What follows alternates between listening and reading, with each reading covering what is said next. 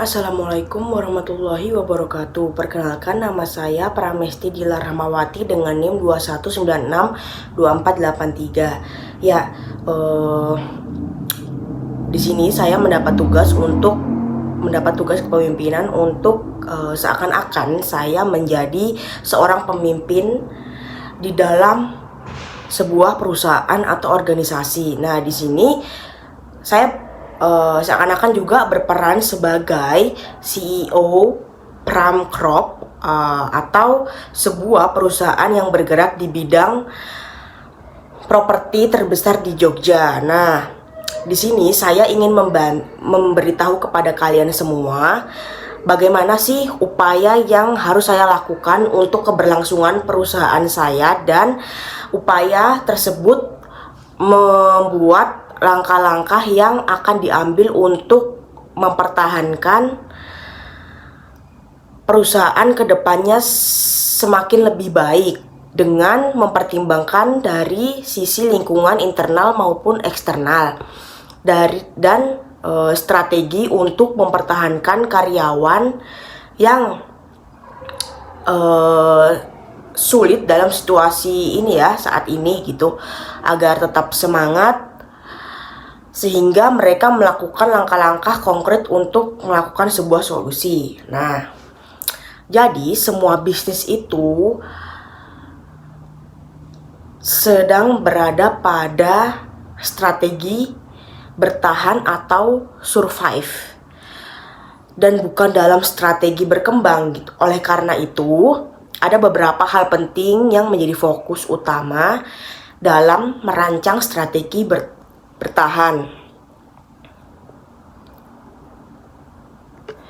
yaitu salah satunya yaitu adalah perlunya penyesuaian internal, misalnya dalam hal efisiensi belanja. Perusahaan ataupun organisasi harus menganalisis mana hal yang harus dibeli dan yang tidak harus dibeli, yang menjadi fokus utama dalam merancang strategi bertahan, yaitu salah satunya yaitu adalah perlunya penyesuaian internal, misalnya dalam hal efisiensi belanja. Perusahaan ataupun organisasi harus menganalisis mana hal yang harus dibeli dan yang tidak harus dibeli atau ditunda, sehingga keadaan bisa jauh lebih membaik. Selain itu, peran pemimpin menjadi penting dalam kondisi ini, karena dengan adanya pemimpin, hal ini dapat membangun kesadaran pada semua komponen perusahaan agar memiliki sense of crisis. Selain itu, pemimpin yang saat ini dibutuhkan untuk sebuah perusahaan ataupun organisasi, yaitu yang memiliki jiwa kreatif dan visioner. Kreatif yang ditunjukkan dengan sikap mampu mengambil peluang dan kesempatan. Sedangkan visioner itu dicerminkan dari kemampuan seseorang dalam melihat jauh ke depan, sehingga tidak terus larut dalam keterpurukan pandemik. Jadi seorang pemimpin itu harus memiliki sikap yang dalam sikap yang cepat dalam mengambil tindakan gitu, terutamanya untuk kebaikan perusahaan. Mengambil tindakan, pendapat dimusyawarahkan oleh karyawan juga ya, tentunya untuk mendapat persetujuan tersebut.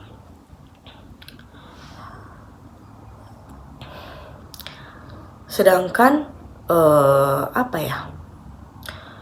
tidak banyak juga ya perusahaan-perusahaan yang memang dia mendapatkan suatu masalah dan dia langsung terpuruk begitu saja, tidak mau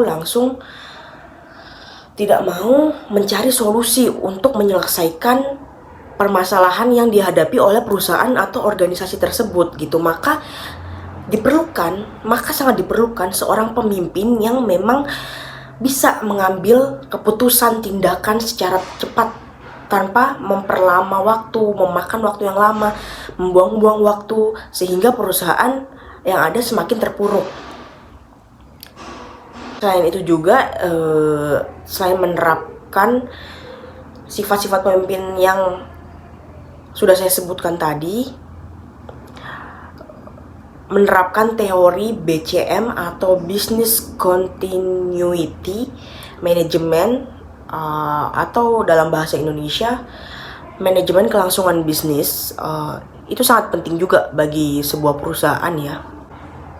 Hal tersebut bertujuan untuk memperkecil efek atau peristiwa yang mengganggu suatu perusahaan atau organisasi tersebut pada operasional perusahaan dan mengurangi resiko kerugian keuangan dan meningkatkan kemampuan organisasi dalam proses pemulihan secepat mungkin dan sesuatu peristiwa atau hal yang mengganggu perusahaan. Dan selanjutnya ada strategi untuk bagaimana kita bisa membuat karyawan agar tetap fokus terhadap tujuan awal yang kita tentukan dan tetap menjalankan tugasnya secara konkret, yaitu yang pertama menciptakan lingkungan kerja yang menyenangkan. Lingkungan kerja yang menyenangkan ini juga berdampak pada karyawan gitu, karena jika karyawan merasa senang, merasa happy, merasa tenang juga di perusahaan atau organisasinya, maka dia akan menjalankan tugasnya dengan senang juga gitu ya. Dan hal ini juga membuat karyawan tuh merasa sangat betah bekerja di perusahaan atau organisasi tersebut gitu. Yang kedua, ada menjalin komunikasi yang transparan atau nama lainnya menjalin hubungan secara terang-terangan ya antara atasan dan karyawan. Ini juga sangat penting karena hal ini juga dapat menyebabkan ketidaknyamanan bagi karyawan. Selain itu, komunikasi transparan antara pemimpin dan karyawan itu juga sangat penting ya, karena kayak misalkan karyawan kayak merasa tidak nyaman atau ada unek-unek yang mau mereka sampaikan kepada pemimpin. Dengan adanya komunikasi yang transparan ini, mereka tidak merasa canggung, lebih nyaman gitu kan. Kalau misalkan komunikasi yang tidak transparan itu menyebabkan ketidaknyamanan terhadap karyawan gitu loh, sehingga membuat karyawan juga seperti kayak malu gitu ya, malu untuk bertanya atau konsultasi kepada atasannya. Selanjutnya, yang ketiga, memberikan kesempatan untuk berkembang. Stabilitas karyawan di tempat kerja akan lebih terjaga jika perusahaan mempromosikan karyawan ketimbang memperkerjakan karyawan baru untuk mengisi posisi yang lebih tinggi. Yang keempat, ada memberikan fasilitas kantor yang mendukung,